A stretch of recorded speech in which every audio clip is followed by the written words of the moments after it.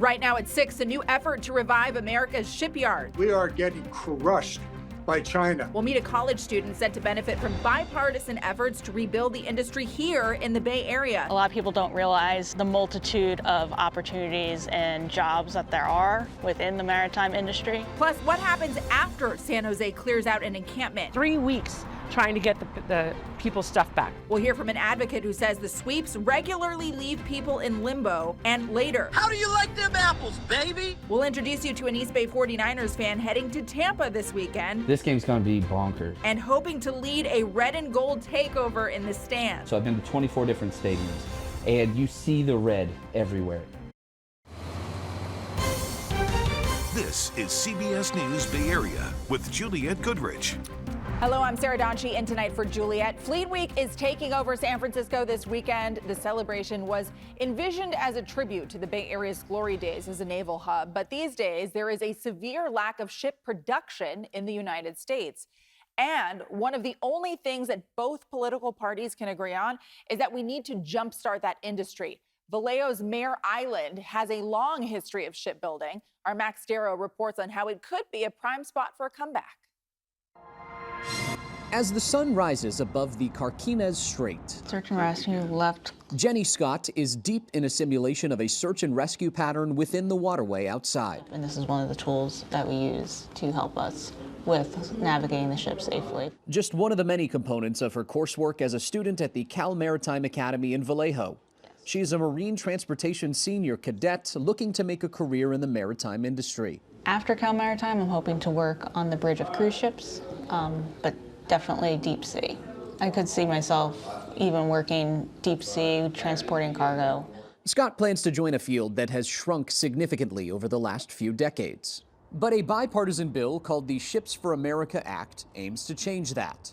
Congressman John Garamendi is a co-sponsor. It's really about rebuilding the American maritime industry. We've simply abandoned our ships. We've abandoned our ports, and we are getting crushed by China. According to the bill's authors, there are fewer than 200 U.S.-flagged ocean-going vessels. Only around 80 of them engage in international commerce. China has 5,500 that we know of. When it comes to shipbuilding, there are 20 shipbuilders in the United States that are capable of building ocean-going vessels. At the end of World War II, there were 80. We can't wait. We're seeing a continued decline in the American maritime industry. This has been a rapid decline over the last 30 years, and that decline has accelerated. Garamendi says the SHIPS Act would reverse that decline by reviving domestic shipbuilding and expanding efforts to recruit, train, and retain skilled mariners and shipyard workers. A key component, the SHIPS Act would establish the Maritime Security Trust. Every container that arrives in a California or an American port is taxed. That tax revenue will now be used exclusively for rebuilding our American maritime industry, for the employment, for the education of the workers, for the improvement of the ports themselves. His district has a rich shipbuilding and maritime history. Mare Island is the oldest naval port on the Pacific. It goes back more than 150 years. Which brings us back to Scott and the academy that's called Vallejo home since 1943. A lot of people don't realize the multitude of opportunities and jobs that there are within the maritime industry. She is eager to begin her career on the water, helping safely transport a particular kind of cargo. Because a cruise ship, the cargo, to put it in broad terms, is the passengers versus... And perhaps on a voyage in the not-so-distant future, it'll be more likely she'll come across more U.S.-flagged ships, thanks to a bipartisan effort in 2025. Just today, President Trump agreed to a deal with Finland for 11 new icebreaker ships. 4 of those would be built in Finland, but the other 7 are slated to be built in the U.S. with the help of Finnish experts. All right, back to Fleet Week. This year, no Blue Angels because of the government shutdown, much discussed, certainly. But the Canadian snowbirds are in town, and they are ready to put on a show. They swooped into the bay yesterday at speeds of up to 350 miles per hour. We met snowbirds pilots and technicians earlier today at Oakland International Airport. The snowbirds are known for their precision stunts. They fly a 9-plane formation at speeds of 400 miles per hour. This year's Fleet Week performance is their first here since 2017. One pilot told us this is his first performance in the Bay Area, and he expects it to be a challenge. I'd say the biggest challenge for us here is just the distraction of such a beautiful city. You know, like every time you're sneaking a peek at the Golden Gate Bridge or anything like that, it's quite a beautiful sight. So we're really excited for it. Yeah, I've always wondered how they do that and not get distracted. Their first show is tomorrow afternoon if you're interested in seeing them, with performances both Saturday and Sunday. Taking a live look now over the waterfront, and of course, we are always wondering how the weather could impact the Fleet Week Air Show. I know sometimes we see that finger of fog that comes into the bay. Paul, how is it looking? It's going to be kind of a layer cake of cloud cover in different parts of the Bay Area on Friday, and there's a chance of showers for the North Bay, but I think that's going to avoid the waterfront. So we are going to be seeing pretty good viewing conditions tomorrow, and then better viewing conditions Saturday and Sunday, with mostly sunny skies in place Saturday and Sunday. So I don't think the fog is going to be a big factor. We'll call it partly sunny skies tomorrow. That means a mix of clouds and sunshine, kind of a 50-50 mix. Temperatures aren't going to be a problem either, topping out in the upper 60s to almost 70 degrees. We did have a little bit of rain this morning. Let's take a look at the observed rainfall totals for the North Bay, and they were very modest. Some of the higher elevations picked up a little over 0.2 of an inch of rain around Woodacre, just less than that in Novato. Otherwise, a few hundredths of an inch of total rainfall. Not a huge rainmaker, but the cloud cover associated with this little ripple in the atmosphere that gave us the few showers that we had also kept temperatures below average. 60s and 70s all across the Bay Area. The warmest spots only climbed up into the upper half of the 70s and just barely at that. Got up to 77 degrees in Fairfield this afternoon, but a lot of 60s on the map as well. Similar temperatures for the next several days, but got a really good rain chance in the forecast for the whole Bay Area next week. We'll talk more about that coming up in just a few minutes. All right, Paul, thank you. So here is a look at the air show lineup this weekend. Opening ceremonies kick off at 12:15 p.m. tomorrow, followed by several civilian and international performances. It all leads up to the main event, the air show from the Canadian Snowbirds, that starts at 2:48. And tomorrow, you can check out our San Francisco Fleet Week Spectacular. We'll have the air show, and we'll be talking to people on the ground there. The live action starts at 2 p.m. on CBS News Bay Area. We hope you join us. We are following breaking news of a freeway shooting in Oakland where two cars fired shots at each other and hit multiple other cars. CHP says this all started around 4 o'clock on Highway 24. Our helicopter did spot a pickup truck with what looked like bullet holes pulled over on the left shoulder. CHP says other cars may have been hit in the shooting, but they might have kept driving. The chaos continued when CHP says a suspect in one of the vehicles slammed into another car. This happened on Highway 24 near Ignacio Valley Road. The suspect later crashed into the center divider near Walnut Creek and was taken into custody. No word on possible suspects so far. The ongoing investigation, though, as you can imagine, has caused huge traffic backups as CHP was diverting eastbound traffic on Highway 24 onto southbound Highway 13. That gridlock pushes all the way back to 580 in Oakland. No word on any injuries related to this incident. San Jose is getting some pushback for its crackdown on homeless encampments. The city is facing complaints from unhoused residents who say their property has been lost or simply destroyed. One community organization has been keeping a close eye on the sweeps. Kelsey Thorad sat down with a woman who's seen the impact firsthand.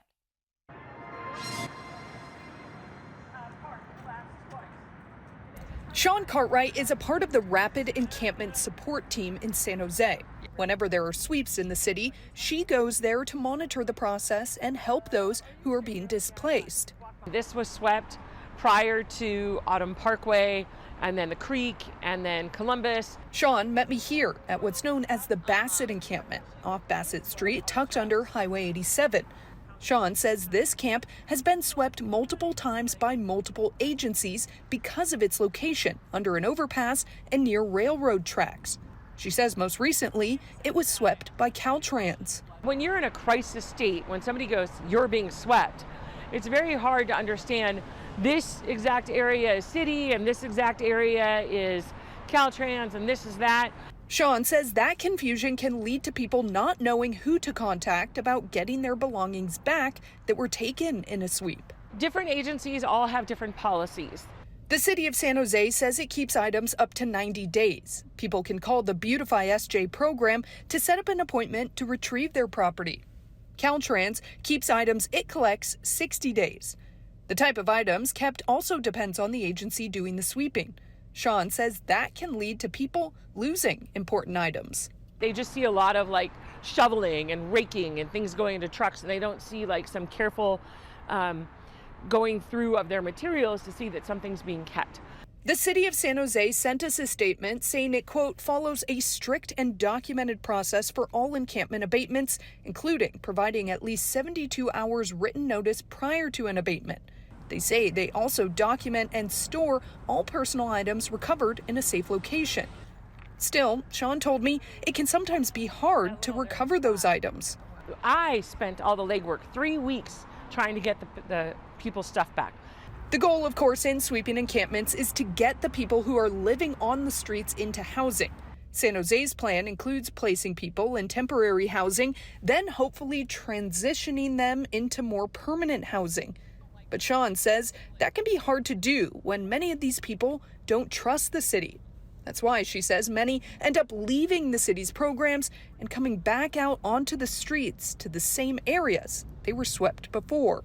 People are like, well, why would I want to end at a tiny home where I don't have my own bathroom, I don't have the ability to cook, where I could be out here and I do have self-determination?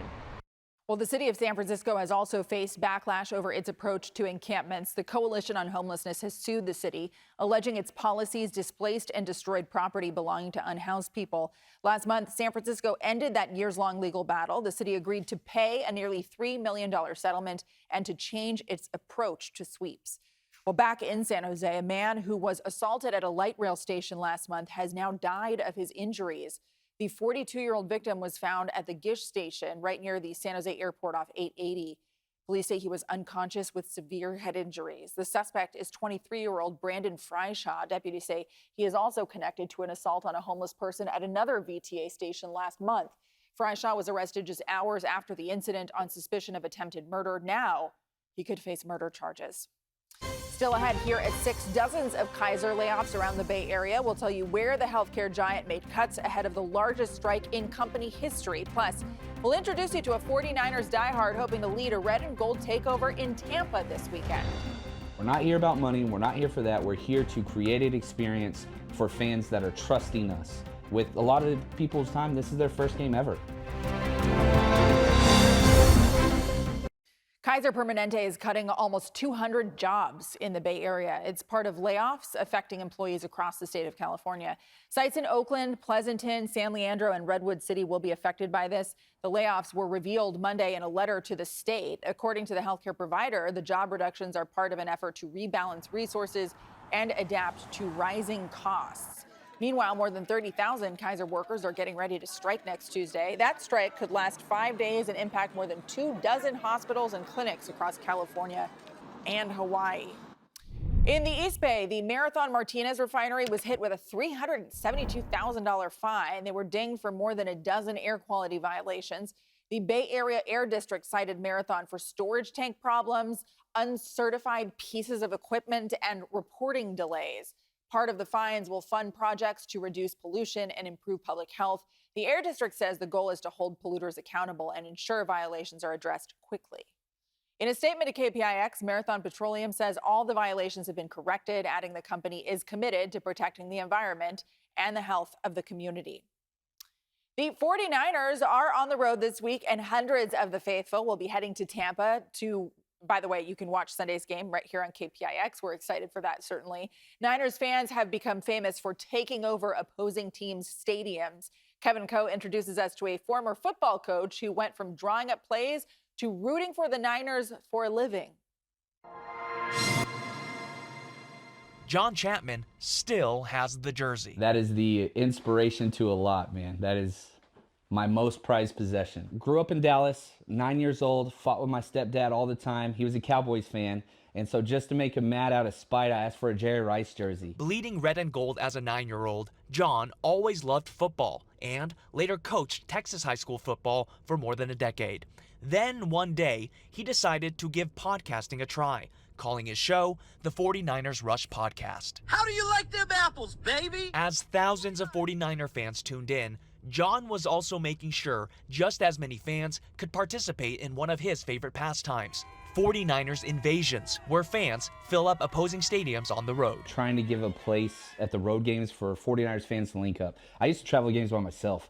And so like I would show up with like a six-pack or whatever else. And now John shows up with the party. For the past 6 years, John and a team of 12 host 49ers Rush Road Invasions, holding weekend-long Niner events wherever the team is set to play. We're not here about money. We're not here for that. We're here to create an experience for fans that are trusting us. With a lot of people's time, this is their first game ever. That was the case for the Lopez family. It was something that I'll remember for the rest of my life. Alex, Josh, and their mom Joyce create 49ers fan content online. John saw their story and took them on their first 49ers road invasion in Seattle. That trip was wonderful. Shout out to 49ers Rush podcast. John Chapman, love you. What if I would have asked for a Carolina Panthers jersey at 9 years old? You know, and no shade against them, but like you go to these stadiums. I've done events at 24 different cities. So I've been to 24 different stadiums. And you see the red everywhere. John is getting ready to head to Tampa Bay, packing tens of autographed jerseys to give away and pay the faith forward, all leading up to the grand finale on Sunday. This game's going to be bonkers. As crazy as the 49ers games have been, the Bucs have been crazier. 4 straight games decided by last-second kicks. All right, we did the hard-hitting work of reaching out to Vivid Seats, and they say current projections show that 49ers fans will have a slight advantage in Tampa Bay this Sunday, at least by the numbers. 51% of fans are expected to be rooting for the Niners. Pretty impressive. And of course, as we mentioned, you can watch the Niners take on the Buccaneers right here on KPIX. Kickoff is Sunday at 1:25 p.m. Coming up, we should have clear enough skies for Fleet Week's air show, but there is rain on the way for next week. Paul is going to be back to break down the timing. All right, now it definitely feels more like the possibility of rain coming now that the heat is behind us. Yeah. We're sort of cooling off. We see the clouds, little You know how I fog. know it feels like fall? How? Almost every woman in this building is wearing some form of boots. I thought you were going to say pumpkin spice. Oh, your no. favorite, your personal favorite. No, I don't even acknowledge its existence. When everybody starts digging out the boots, you know it's autumn weather. This is just what was available. Well, correlation, causation, Yes. yeah, two sides of the same coin. Let's take a look at what's happening. The big picture pattern here. Had plenty of cloud cover over the Bay Area today, streaming overhead, squeezed out some very light rainfall closer to the coast and over the North Bay. There's a more substantial storm system that's swirling away off the coast of the Pacific Northwest. That's going to set another little ripple of energy over the Bay Area tomorrow and potentially squeeze out a few more rain showers. So let's zoom into the Bay Area and take a look at futurecasts. The rest of tonight into early tomorrow morning, what few showers that we anticipate are going to be very few and far between and are mainly going to impact the North Bay. This forecast model is trying to bring them all the way down towards the Golden Gate. I don't think it's the most likely scenario, but we can't completely rule it out. If it does happen, a few sprinkles is the most likely scenario. I don't think it's going to have an impact on the air show tomorrow afternoon. That activity falls apart as we head through the afternoon, but we're not quite done just yet. We are going to see another batch of showers, mainly moving into the North Bay tomorrow night into the pre-sunrise hours of Saturday morning.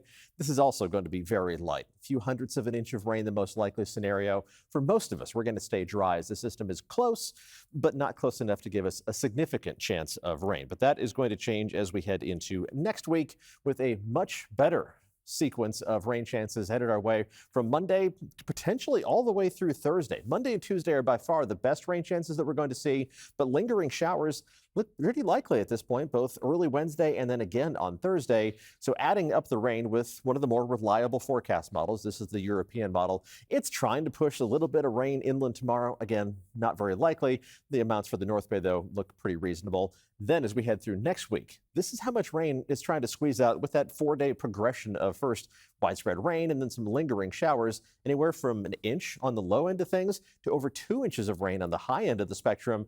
Now, to take it with a pillar of salt. This is long-range data. It's one run of one forecast model, but it gives us an idea of the potential for this next sequence of storm systems, which might rank as a low-end atmospheric river, maybe an AR1 or an AR2. And in the Sierra, this is going to be the first decent snowmaker of the season, at least, potentially up to a foot at some of the higher elevations. Look at the snow line is going to bounce back and forth between about 6,500 and 7,000 feet in elevation. Right now, looking outside, seeing a mix of clouds and sunshine. It's cool out there. Temperatures are in the 60s to 70 degrees. One spot in the 70s, exactly 70 in San Jose. Temperatures tomorrow are going to be cool once again, as we do every Thursday. We have an adoptable dog in the dog walking forecast. This is Lottie from the East County Animal Shelter. Because she's in Dublin, she doesn't have to worry about those North Bay showers. Temperatures will be pleasantly cool. I just put up a link on social media to her adoption information if you are interested. Let's take a quick look at tomorrow's forecast. High temperatures. Not a whole lot of variation on the map for tomorrow. Another day where everybody's going to be in the 60s and 70s. The warmest spots just barely climbing up into the upper half of the 70s, 76 degrees around Los Gatos. East of the Oakland Hills, temperatures are going to be only in the low to mid 70s. And for the North Bay, we're talking about highs, upper 60s, struggling up to around 70 degrees because you'll have the additional cloud cover and that best chance of some spotty showers. Here's the 7-day forecast. Once the rainy pattern arrives, not the shower chance we have tomorrow, the actual rain, temperatures really drop off. We're going to be in the 60s inland Monday, Tuesday, and Wednesday, almost a late November, early December kind of forecast for inland parts of the Bay Area. And this is going to be an equal opportunity rain event. We have a good chance of rain for the whole Bay Area Monday and Tuesday, and then lingering showers Wednesday and Thursday. The farther down the line we look, our confidence always decreases a little bit, but it does look like an unusually wet stretch of weather for just the second full week of October. We'll keep you updated as we finish the work week tomorrow and head into the weekend. But the good news is the weekend looks dry. A weekend is a weekend, however. Either way, All yes. right, Paul, thank you so much. When we come back, we'll take you aboard a jewel of Colombia's Navy that just docked in downtown San Francisco for Fleet Week. More Fleet Week fun. Colombia's tallest ship, Ark Gloria, sailed into the San Francisco Bay with members of the Colombian Navy manning the rails. There was a warm welcome today as the sailing ship docked in San Francisco at Pier 1517.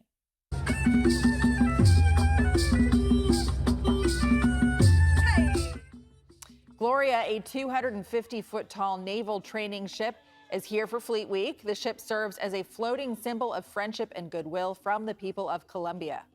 It's a sign of how Colombia, regardless of who the president may be here or there, we're both democracies, and we've been able to build over the years a partnership that understands that we may have differences, but we also have many elements in common. Free tours of the ship are available now through Monday. The CBS Evening News is next on KPIX. Local news continues on our streaming service, CBS News Bay Area.